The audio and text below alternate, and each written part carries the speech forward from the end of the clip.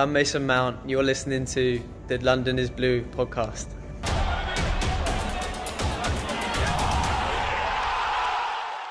All right, Chelsea fans, welcome back.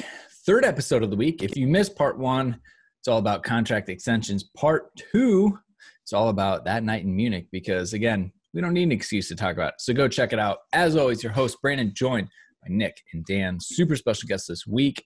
Been here all week. Mike, Ryan, Ruiz. Holding it down in Florida, being the petri dish for the rest of the country while you guys just test it all. Thank you, sir. Your service does not go unnoticed. That is a genuine laugh there. We'll report back. We'll report back in a couple of weeks. Oh, no comment. I'm laughing a little too hard at that one, huh? All right. Well, real quick, we'll pivot. We'll get off that because we don't need to hang out there for too long. But as most of you know, everyone else but me on this podcast is into a lot of sports. I'm that one guy who doesn't watch football, so you can come at me for that. So, Mike, Ryan, we all love that you like Chelsea, but then you have some different options of teams you support, like the Browns and the Heat and the Canes, but we still love you for that. And we also know that you're well-equipped to play this little game with us. So we're going to enter an alternate reality where the existing Chelsea players do not play football for Chelsea, but instead, what U.S. sport would they play instead, as well as what team they'd be on, if appropriate. Yeah. So, Dan, are there any ground rules or things that you want to lay out before we get into this? Well, as the game master, yeah. True. No, I don't think there's any particular rules. This is supposed to be fun. It's supposed to be a little lighthearted given the kind of current situation. But there will be a winner. There will be a winner. It's Mike for playing the game. Oh. And it's for the listeners getting to hear Mike's answers. They're the real winners in all this. All right. Boo, Zappy. Boo your setup. Love listeners. Bad. This has been a rough block for me so far. So we don't have all the players because we are on a bit of a time crunch. But again, we're going to say what sport do they play if a team is a part of that sport. We'll say what team. And then if we compare them to a current player, if there's a good fit, we can do that. So obviously, great example. Wait, is he on here? He is. Never mind. We'll save Reece James later. I've got one in my mind. All right. First up on the block is Tammy Abraham. So we can go around the horn. We'll see. What do you think, Mike? What sport would he be playing? Team, and then comparison. This one's easy. He's an NBA baller. He's got NBA baller swag. He's got NBA baller cars. He's got NBA baller haircuts. He's kind of scraggly. So he looks like a rookie that just came into the NBA, not fully filled out just yet, growing into his body, a shot blocker, a guy that can a Chris Bosh type that can play inside but bring a defender on the outside, hit that mid-range jumper. So I'm going to say Tammy Abraham, NBA basketball player, no doubt. So I know he's a tree because we've stood next to him and he's far taller than I, but I don't think he'd be like a rim protector type. I think he'd probably be something a little bit more silky smooth, maybe like a wing. Maybe shoots a three a little bit. Swaggy P is the comparison that I'm going to give. Swaggy P, they're about the same height. Really? Wings in the NBA are like 6'8" now. So, given Chelsea's troubles against some counterattacking teams, I would have killed to have Swaggy P on the club at any point because I was screaming several consecutive weekends, shoot! And that wouldn't have been an issue with Swaggy P. Unfortunately, I don't think there are any Swaggy Ps on Chelsea this year. All right. Well, that is fair. Nick, who do you have next? Oh, well, a brand new signing for Chelsea, obviously. Olivier Giroud. The meaty French forehead, Mike. A guy who strong, talented, good looking. I mean, all of the traits that, myself, I have. So, thoughts on the crossover sport in America that Olivier Giroud would play? An equestrian sport. Basically polo, any sport in which you can play for a little bit and then just casually sit on a bench with an elbow behind him, maybe have some sort of glass of champagne, really leaning into all sorts of Olivier Giroudness. And I'd say polo or he kind of dresses like a high-end golfer a little bit. So golf is sort of trending in that direction, but I'm going to say polo for Olivier Giroud. Ooh, I was going to go golf, but you convinced me that polo with the potentially the wonderful knit sweater knot tie would probably fit him real well. He'll kill a white party. Oh, yeah, for sure. Like no water sports. He's not like sailing or anything. God, sailing would be a good one too. Honestly. Sailing, yeah. Sailing would be a good. Sailing. I think absolutely. I think we've all we can all imagine Giroud in that laid back setting, like he's in a cologne commercial. Like that's what your life is a cologne commercial. Yes. We were all in his cologne commercial. Yeah, so must be tough, I just imagine him walking to something voiced by Charlize Theron. Yep. Go ahead and Google Giroud cologne commercial. You will have results. Dan, you're up next. All right. Well, he came back with a beard from his time on Castaway Island, but Jorginho, U.S. comp. What do we got? I'm going to go back to basketball. He is a distributor of the rock, and you don't really have many of those. He's in other sports. He also, I think he can make a pretty good middle infielder. He's a smart player. He'd make a good catcher, honestly, because he could call it a game. So there we go. After talking it out with you, I'd say Major League Baseball catcher, because smartest player on the field, knows exactly what to call in which situation, knows what other players are going to do before they do it. So I'm going to go Major League Baseball catcher for Jorginho. You missed the trick. He's a quarterback. He's a quarterbak. Come on. I mean, no. You just described a quarterback. Yeah, he doesn't throw the ball deep enough. No. If he's a quarterback, he's Alex Smith. If he's any American football comp, he's a punter because it's all about the placement of the ball. No, Nick, he is a quarterback. He's an option quarterback. You know a thing or two about that, being a Nebraska Cornhusker fan. He's an option quarterback because they're all lateral passes. Well, and he's definitely not surviving that career option either. So there's probably that. All right. What about Mateo Kovačić? I think you're going to have some options here. I think we could, in a funny way, come up with some interesting options for him, but we're not going to influence you yet. I'm gonna go linebacker. Another guy that's smart, intimidating, good tackler, always seems to be in the right position. Not really scoring many touchdowns, so I'm gonna say middle linebacker for Mateo Kovačić. I was gonna go UFC fighter, that's where my head kind of went, because he's got the scrappiness. We know he's a fighter. He's kind of always doing the dark arts. I totally could see him getting into the octagon and just laying into a couple people. Yeah, I mean, the last name does look like it's atop a UFC poster as you're leaving a bar. Like, they're on UFC 3. What now? Yeah, headlined by Kovačić. God, I was thinking about his lateral movement as a key. He moves with the ball so well. So to me, if he's able to make those cuts, is he an NFL running back? Does he have some of that juice? Probably not top end speed, but still pretty. Hockey enforcer, maybe. That's a good one. Yeah, he's fights. He's just not that big. That's the problem. And Alexander Barkov. He's a Barkov type, a two-way player.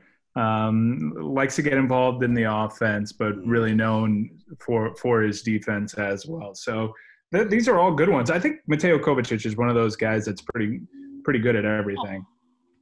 He'd be flex in your fantasy football team for sure. All right, Nick. Well, I think probably one of the favorite ones that we'll do is Reece James. I mean, built like a tank, runs down the wing, crosses the ball with ease. Mike, who do you have as a comparison for Reece James? See, this is my actual quarterback. Given that distribution, those crosses from the wings, an athletic type, have to be tough to play the position, has decent size, not necessarily prototypical quarterback size, but he plays a lot bigger. And as you know, with the Kyler Murrays, Baker Mayfields, Russell Wilsons, we're getting a little shorter at that position in the pros. So I like his distribution. I like his will to win. I like that, look, he's going to take a lot of punishment, but he'll get right back up.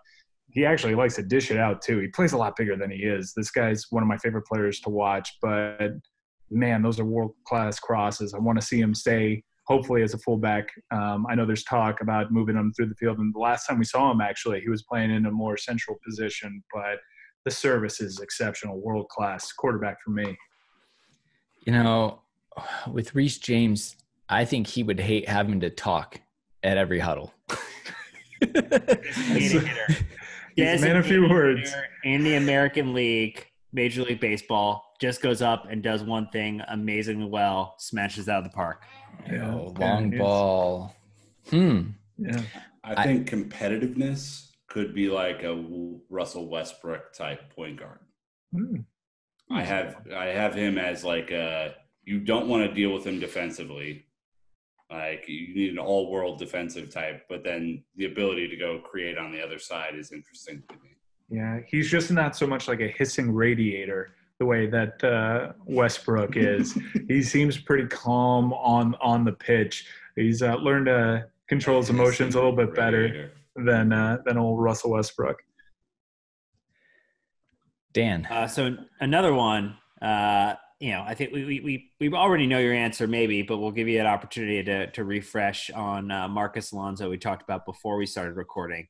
Yeah, and this one's dead on. He's absolutely a golfer. He's a golfer that's been on the pro circuit for 10 years, still trying to seek that elusive first major. He's come close a couple of times, but Tiger or Rory always stand in his way. Maybe had a bad final round one day, and then – am I making him Sergio Garcia? I think I just made him Sergio Garcia. But he's a lefty. You have to remember that. That's very true. So he's Phil Mickelson now. Okay. It can hit the ball better than most, right? Yeah. Talk about his contact. The ball. Contact is sweet. That's so funny. All right. Well, I think this one might be a little trickier for you. Mason Mount. Man, this one is tricky. Mason Mount. So Mason Mount, I think he's a safety. I think he's a safety because he doesn't necessarily have the speed to be a corner.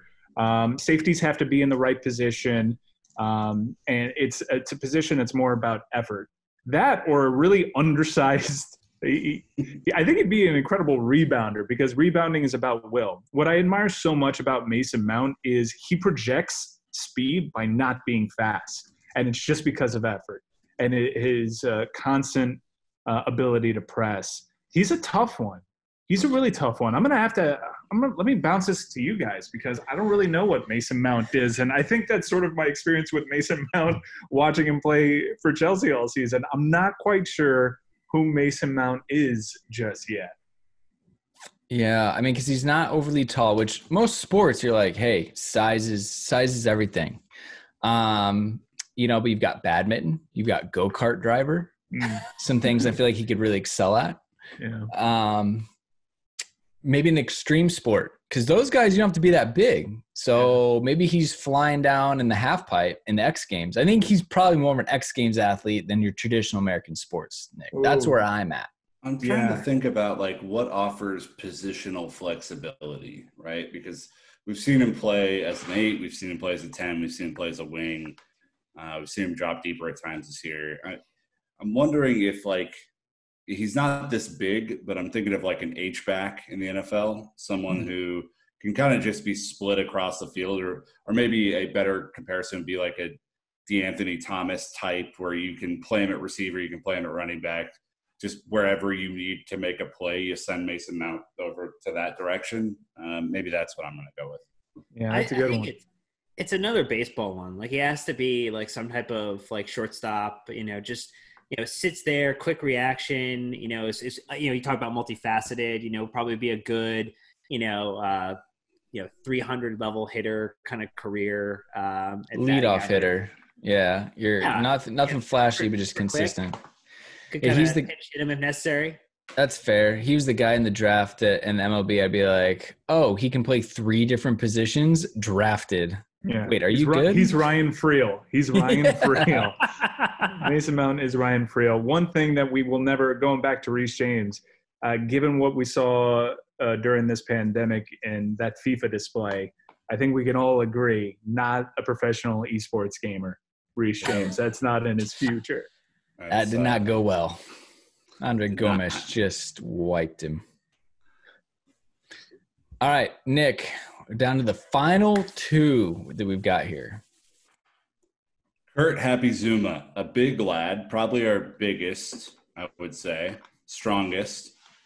Also pretty quick. Not, let's not underrate his speed too much. Mike, what is his comparison? That's our power forward.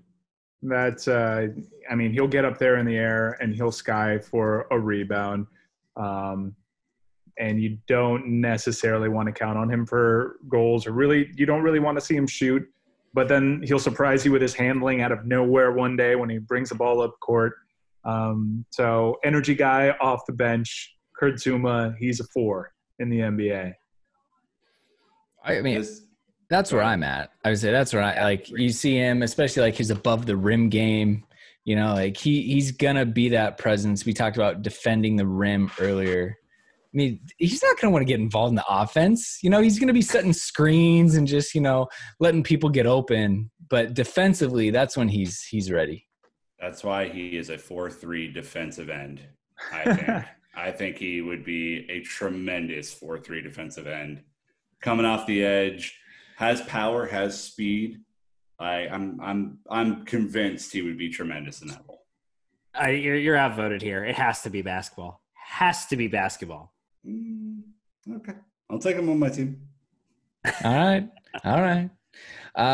Well, after listening to this interview, Dan, I think that Mike will have many ideas about this one. Well, I mean, you talk to the man. So Billy Gilmour, what is his sport, if not being the next, generational talent? Shortstop. Just because he has the body of like Walt Weiss. Great shout. Oh, yeah. Walt Weiss. Yeah. Shortstop. I'm just doing body type right now, man. Quite honestly, Mason Mount is the toughest one. I'm still trying to figure out what Mason Mount is. But Billy Gilmour, how about giving me some tennis prodigy vibes? Tennis prodigy Billy Gilmour. I could see him making it to the final and bringing a country to its feet, the likes of which only Andy Murray has done recently, making it to a Wimbledon final in all white on the grass of Wimbledon. So I'm going to say tennis prodigy Billy Gilmour. I mean, we just got done watching The Last Dance, and I'm looking at Steve Kerr in The Last Dance, and I'm thinking I'm getting Billy Gilmour vibes off of that. I can't figure. Here's where I'm struggling. I can't figure out if that's Mason Mount or if that's Billy Gilmour. Because now I'm thinking about it. Yeah, the book of evidence, Dan, on Billy is still quite short, so there's not a lot of like career type things you can relate him to. I cannot. All right, so it's a short resume, right? But he just won 2 consecutive man of the matches. He went toe to toe and took down Mo Salah. He was breaking serves out there. I'm telling you, this is a low-seeded tennis prodigy that goes on a magical run and all of a sudden starts toying with Liverpool. Basically, Liverpool, Everton, doesn't matter. He's making them bend to his will out of nowhere. Young tennis prodigy Billy Gilmour. He's the second seat driver of an mid-tier F1 team. Like the whole thing with F1 now is there's all these younger drivers, and so he's up and coming, super talented, and in 2 years he'll be driving for Ferrari or McLaren or something. He's clearly an and one mixtape guy, right? With the moves, with the Yeah, Professor. exactly. the professor. Yes, nice, Brandon. Good shout. Yeah, I grew up in Iowa, yet I came up with a professor The reference. professor. We're dating ourselves. I had Walt Weiss and you had the professor. Yeah. Oh man. Look, I'm sure we could go top to bottom on that roster. I think this is a good sample. Get a lot of different flavors here. Classic. We didn't have a goalkeeper, but Dan, I won't hold that against you for too long. Personal Prejudice, clearly. And that is A-okay. Oh man, that's good. Look what happens when you don't have matches to react to. We have to get creative, come up with something to entertain ourselves in. Mission accomplished. Hey, Mike Ryan, thank you so much for joining us this week, all week. Obviously, it's huge, just friends and podcasts as well. We just want to say, go check it out. The Mic'd Up podcast, Chelsea Mic'd Up. It's great. No one else gets the access you do.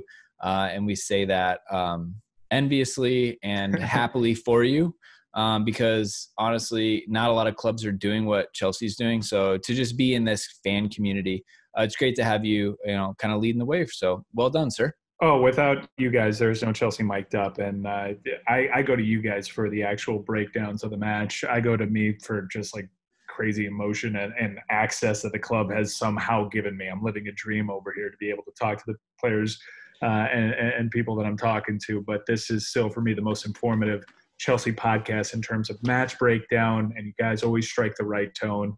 It's like a Sunday morning paper for me on match week. So I always love London is Blue. I love being in the group chats with you guys.